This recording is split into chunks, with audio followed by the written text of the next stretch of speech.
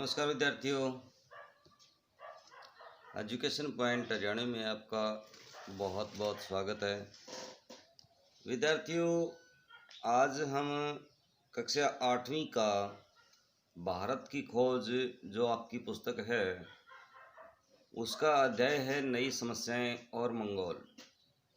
उसी पाठ के अभ्यास के प्रश्नों को हम करेंगे, क्योंकि इसके अनुवाद को हमने पहले वाले वीडियो में पढ़ लिया था। तो आइए करते हैं प्रश्न। नादिर शाह कौन था? नादिर शाह ईरान का रहने वाला एक शासक था जो दिल्ली पर हमला करके भयंकर मारकाट और तख्त ताउस सहित बेशुमार दौलत अपने साथ ईरान ले गया, जिस कारण से दिल्ली की स्थिति बहुत कमज़ोर हो गई थी। अगला प्रश्न है, जयपुर की नगर योजना को आदर्श क्यों समझा जाता था? जयपुर नगर बसाने के लिए यूरोपीय नगरों के नक्शे इकट्ठे किए गए। उनकी मदद से नया नक्शा बनाकर जयपुर बसाया गया था। सुव्यवस्थित तरीके से बसने के कारण जयपुर की नगर योजना को आदर्श समझा जाता था। अगला प्रश्न है, आरंभिक दिनों में ईस्ट इंडिया कंपनी का मुख्य काम क्या था?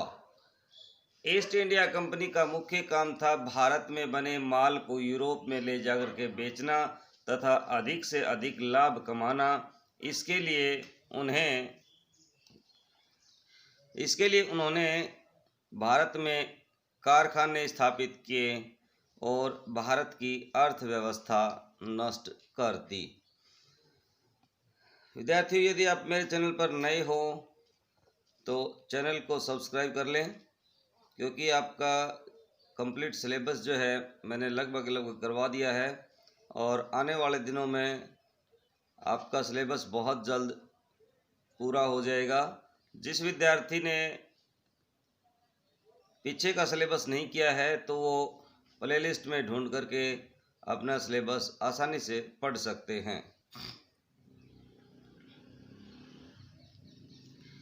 मुगल सम्राटों के वंशजों के नाम लिखिए।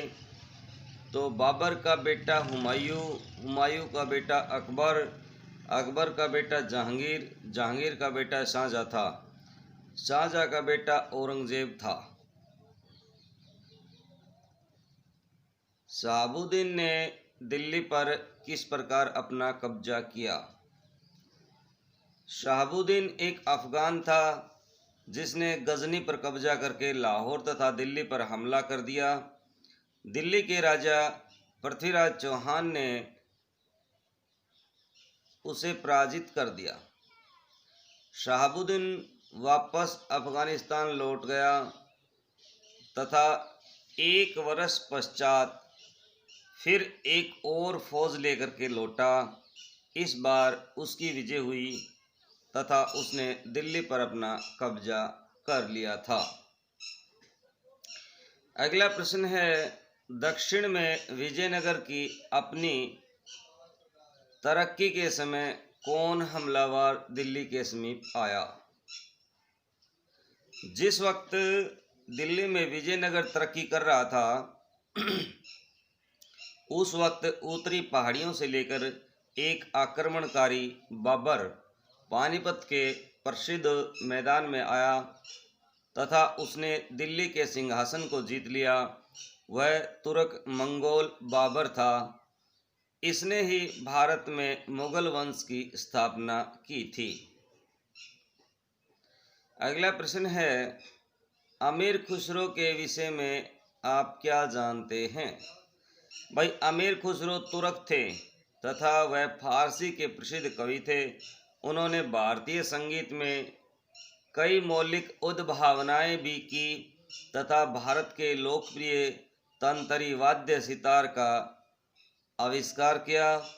इन्होंने धर्म, दर्शन, तर्कशास्त्र, भाषा तथा व्याकरण, संस्कृत विषय पर रचना की इसके अतिरिक्त संगीत, गणित, विज्ञान विषयों की भी रचना की।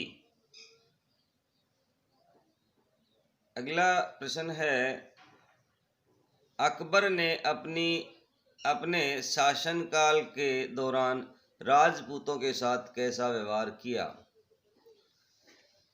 अकबर अपने शासनकाल के दौरान अखंड भारत का सपना साकार करने में लगा रहा।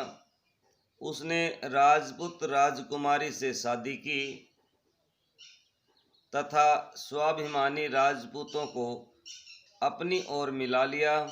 अकबर का बेटा जहांगीर आधा मुगल तथा आधा राजपूत था तथा जहांगीर का पुत्र शाहजहां भी राजपूत मां का बेटा था। अकबर तुर्क या मंगोल होने की अपेक्षा भारतीय कहीं अधिक था। अगला प्रश्न है, अमीर खुसरो की लोकप्रियता का कारण क्या था?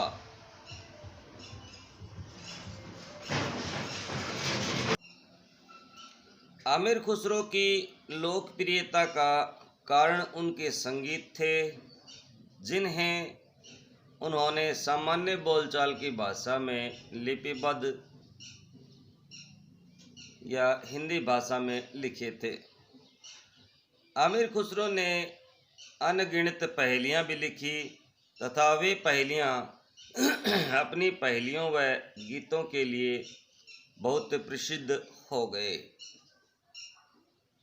अगला प्रश्न है, प्रारंभ में ईस्ट इंडिया कंपनी का मुख्य कार्य क्या था? भाई, आरंभ में ईस्ट इंडिया कंपनी का मुख्य कार्य भारतीय माल को लेकर के यूरोप में व्यापार करना था। इससे कंपनी को बहुत लाभ हुआ। इंग्लैंड में मशीनों का दौर आरंभ हुआ। उस वक्त भारतीय वस्तुएं इतनी बहुतायत से भरी थी कि भारी चुंगी कर लगाकर और कुछ वस्तुओं का आना बंद करके इन वस्तुओं को रोकना पड़ा।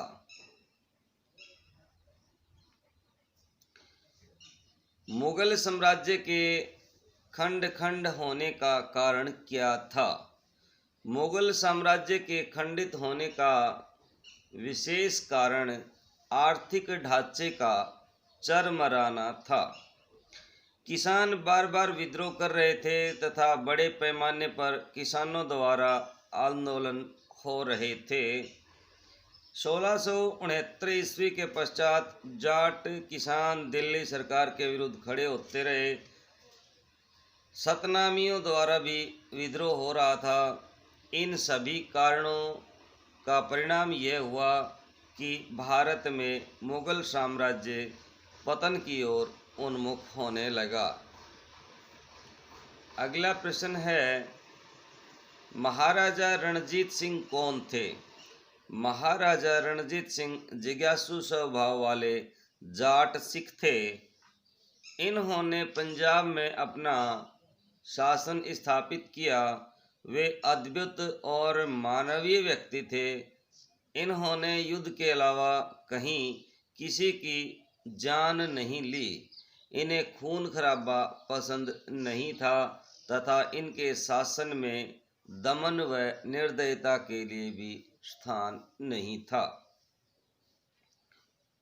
अगला प्रश्न है, हैदर अली के व्यक्तित्व की विशेषताएं बताइए। हैदर अली मंसूर का शासक तथा अंग्रेजों का कट्टर विरोधी था। वह भारतीय इतिहास का उल्लेखनीय तथा अद्भुत व्यक्ति था।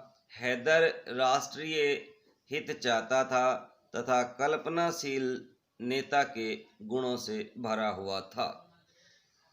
नेक्स्ट प्रश्न है, भारत पर कब और किन शासकों ने आक्रमण किए? तो भाई, भारत पे तो समय समय पर बहुत से शासकों ने आक्रमण किए थे। तो इनमें देखिए, अरबों ने तमाम इलाके फतह किए। 1000 ईस्वी के आसपास अफगानिस्तान के सुल्तान महमूद गजनवी ने भारत पर आक्रमण किया। फिर शहाबुद्दीन गोरी ने दिल्ली पर धावा बोला। 14वीं शताब्दी के अंत में तुर्क मंगोल तैमूर ने दिल्ली की सल्तनत को ध्वस्त कर दिया। 1526 में तुर्क मंगोल बाबर ने दिल्ली के सिंहासन को जीत लिया। इसके बाद मंसूर के हमले से दिल्ली की सल्तनत कमजोर हो गई। नेक्स्ट क्वेश्चन है, औरंगजेब क्रूर शासक था कैसे? भाई औरंगजेब ने अपनी सारी योग्यता और उत्साह के बावजूद अपने पूर्वजों के द्वारा किए गए कामों पर पानी फेरने का प्रयास किया। वह धर्मांध और कठोर नैतिकवादी व्यक्ति था। उसे कला या साहित्य से कोई प्रेम नहीं था। औरंगजेब ने हिंदुओं पर पुराना घृणित जजिया कर लगा करके और उनके बहुत से मंदिरों को तुड़वाकर उन पर अत्याचार किए थे। नादिर शाह के हमले के क्या परिणाम हुए? नादिर शाह के आक्रमण से दिल्ली के मुगल शासकों का अधिकार और राज्य का रहा सहा दावा भी खत्म हो गया। दूसरा परिणाम यह हुआ कि अफगानिस्तान भारत से अलग हो गया और नादिर शाह के राज्य का हिस्सा बन गया। अगला प्रश्न है, भारत औरतों के पर्दे में अलग अलग रहने के से सामाजिक जीवन के विकास में रुकावटें आई कैसे? भाई पर्दे में रहने से औरतें शिक्षा में पिछड़ गई, जिससे आर्थिक रूप से संपन्न नहीं हो पाई, जिसका प्रभाव सामाजिक जीवन पर भी पड़ा। पर्दे में रहने से औरतें समाज से भी एकदम कट गई। समाज में क्या हो रहा है इसकी जानकारी उन्हें पूरी तरह से नहीं मिल पाती थी। जब औरतें ही उन्नति नहीं कर पाएंगी तो हमारी आने वाली पीढ़ी कैसे उन्नति कर सकती है? अगला प्रश्न है, इम्पोर्टेंट प्रश्न है, भारत की अखंडता एवं एकता बनाए रखने के लिए अकबर ने क्या क्या प्रयास किए? भारत की अखंडता और एकता को बनाए रखने के लिए अकबर ने निम्नलिखित कार्य किए। एक, उसने दीन इलाही नामक नया एवं सर्वमान्य धर्म चलाने का प्रयास किया। उसने हिंदू विद्वानों को अपने दरबार में विशेष स्थान दिया। उसने स्वाभिमानी राजपूतों को अपनी ओर मिलाया। उसने अपनी तथा अपने बेटे की शादी राजपूत घराने में की। तो विद्यार्थियों, इस पाठ के महत्वपूर्ण प्रश्नों को हमने पढ़ लिया है। आशा है आपको अच्छा भी लगा होगा।